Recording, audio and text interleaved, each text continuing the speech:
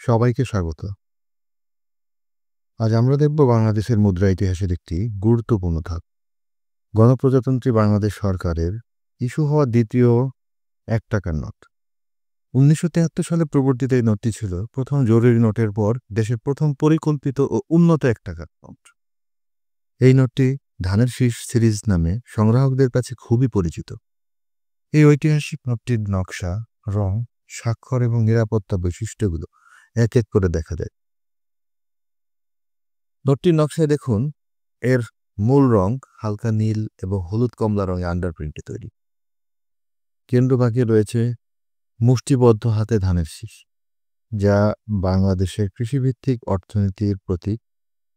এই নোটের নকশা করেছিলেন দেশের প্রথম নোটগুলোর প্রধান নকশাকারক কেজি মুস্তাফা। তবে নকশার ধারণা ও বিষয়বস্তু নির্ধারণে শিল্পাচার্য জয়নুল আবেদিন, পটুয়া কামরুল হাসান এবং কাইয়ুম চৌধুরীর সমন্বয়ে গঠিত একটি কমিটির দিক নির্দেশনা ছিল। ৳১ নোটগুলো গভর্নরের বদলে অর্থসচিবের স্বাক্ষরে প্রকাশিত হতো। নোটটির পেছনের দিকটাও হালকা নীল রঙের আন্ডারপ্রিন্টে তৈরি।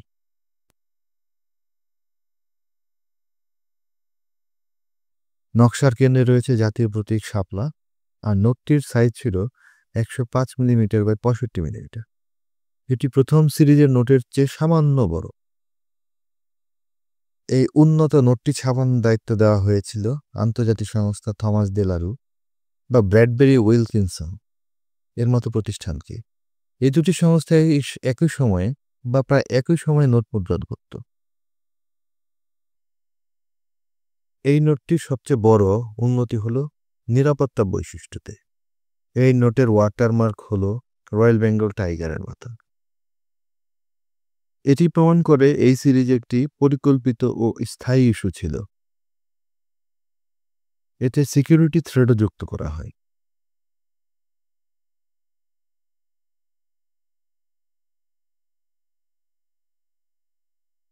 আর এই নোটটি পিএমজি 66 জেমান সার্কুলেটের ব্রেক পেয়েছে, যা সংগ্রাহকদের কাছে প্রায় নিখুঁত অবস্থায় তুলে ধরে।